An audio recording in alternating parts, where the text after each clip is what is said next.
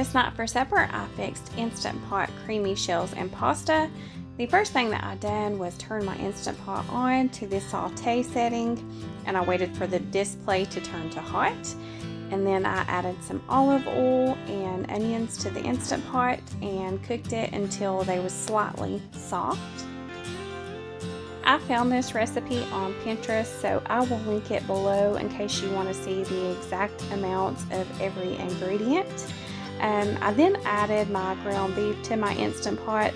I had already cooked my ground beef, but if you haven't already cooked yours, you can cook it in the Instant Pot with the onion. You just put it in there and cook it until it's no longer pink. I then added some pepper, sea salt, Italian seasoning, and garlic powder to the Instant Pot, and I just stirred that up real well.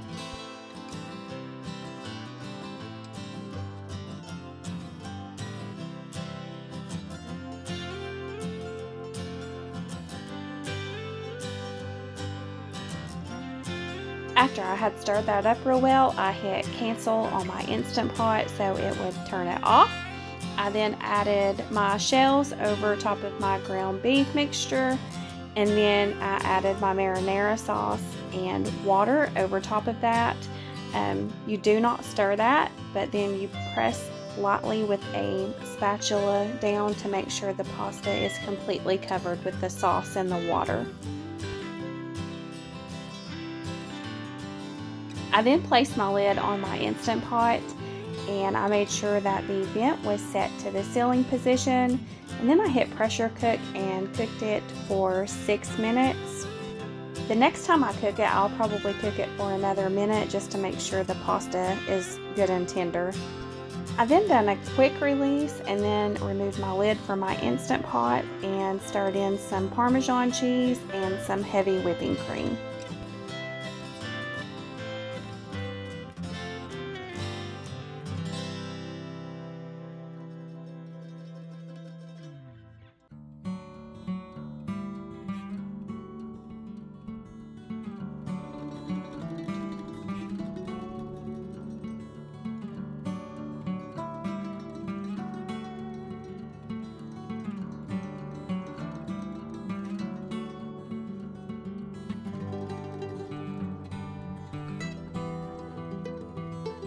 And after everything was stirred together really well, it was ready to eat.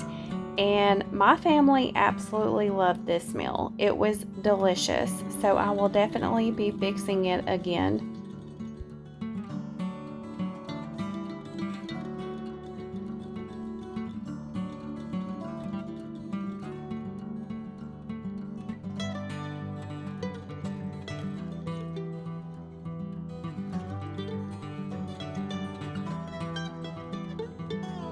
This night for dinner, we had breakfast for dinner.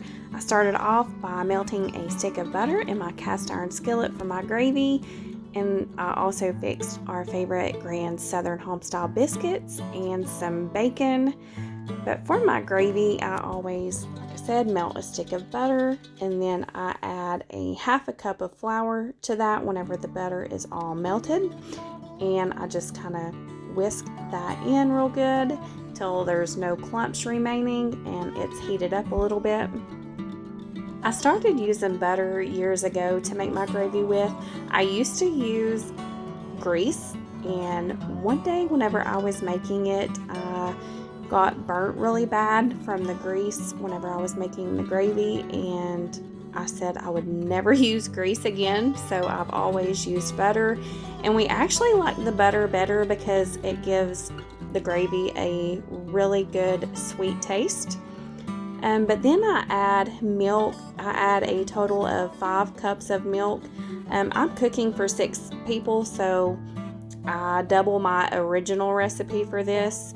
But I add my milk a little bit at a time and just whisk it until the gravy starts heating up. And then at the end, I kind of add all of the rest of my milk. And then I just cook that until it comes to a boil. And then whenever it comes to a boil, it'll thicken up. And so I just boil it for about 2 minutes and then I remove it from the heat. I also add a little bit of salt and pepper to my gravy as well.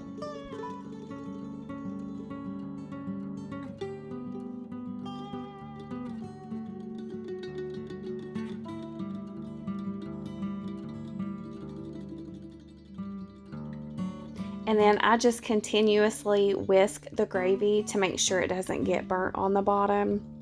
Breakfast for dinner is one of our favorite meals. I actually like breakfast for dinner better than I do breakfast for breakfast. And as you can see, the gravy, as it's heating up, it thickens. Whenever you first start to make it, it looks really runny, but it does thicken up.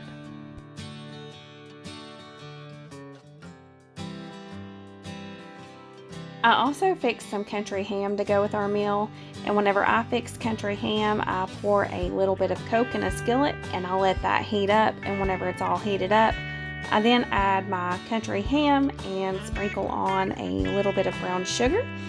The Coke and the brown sugar just gives it a really good sweet flavor, and then I just cook that a few minutes on each side until the ham is completely cooked.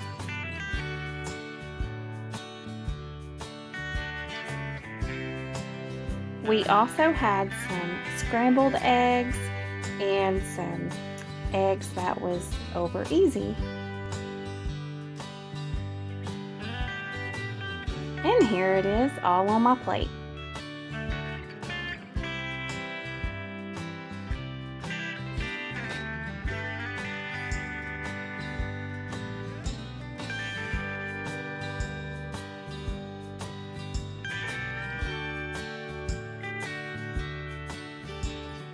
This night for supper, I fixed some fried cube steak. The way I make my cube steak is I just pour a little bit of vegetable oil and a spoonful of plant butter in a skillet, and I heat that up. And while that is heating up, I take my cube steak and dip it in egg, and then I'll dip it in flour, and my flour has some salt and pepper in it, and I just do that with each piece of cube steak that I have.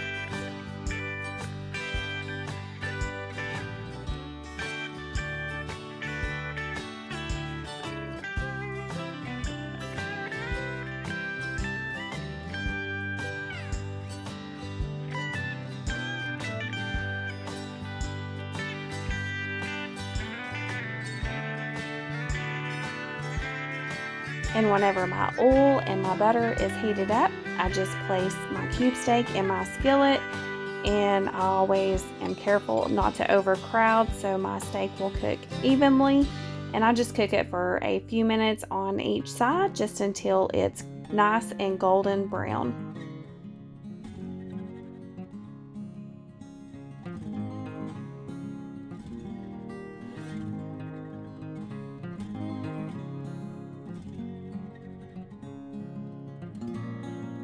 And after a few minutes on each side, the cube steak is ready to be removed from the skillet. And then my mom also helped me cook this night, and she fixed some zucchini and squash and diced carrots in a wok. And she just poured a little bit of red wine in there and put those vegetables in there and cooked it that way. And I had also fixed some brown and served dinner rolls and some mashed potatoes to go with our meal.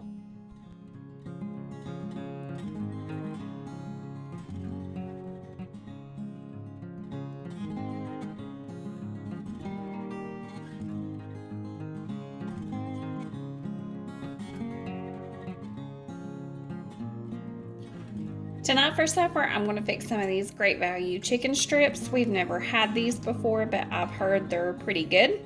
And for our side, I'm going to fix this Velveeta shells and cheese, macaroni and cheese. And I'll just fix each one according to the package directions. And this one says to cook the chicken on 400 degrees for 20 minutes and flip halfway through.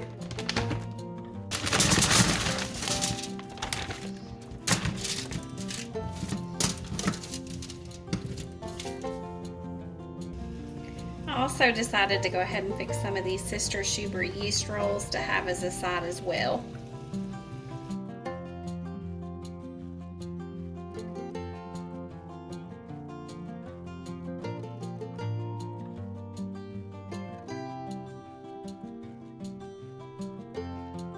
This night for supper, I fixed pancakes using the Cracker Barrel buttermilk pancake mix, and we had also went to Cracker Barrel and I picked up some of their maple syrup, and I just fixed the pancakes according to the package directions, and then I cooked them in my square griddle pan.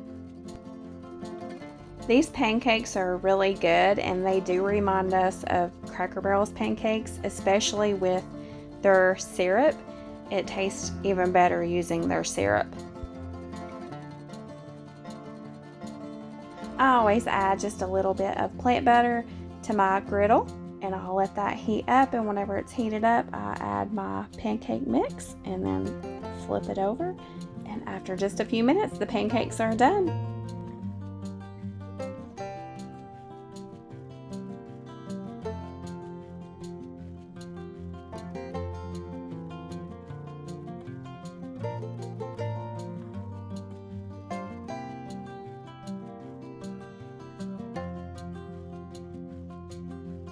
That's it for today's video. I hope that you all enjoyed it. Thank you so much for watching, and I hope you all have a great day.